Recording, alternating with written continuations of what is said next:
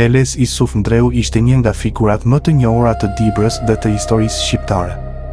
Lindi në fshatin Slov rreth vitit 1873 në një familje me traditë udhëheqjeje, që në rëni u dallua për trimëri, mençuri dhe drejtësi. Fliste pak, por vendoste shpejt. Respektohej nga të gjithë për burrëri dhe për besën që nuk e shkelte kurrë.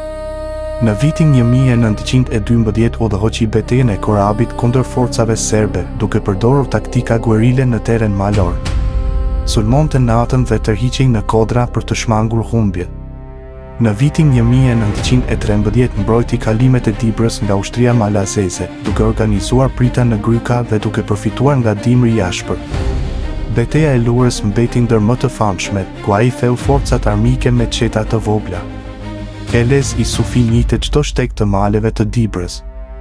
Kishte rrjet informatorësh deri në shkup e Prizren dhe kujdesej që lufta të bëhej me nder e pa plaçkitje.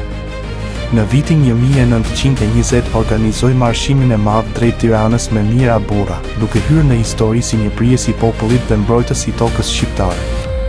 Një burr që jetoi me nder, luftoi me besë dhe u kujtua për herë si simbol i trimërisë dibrane.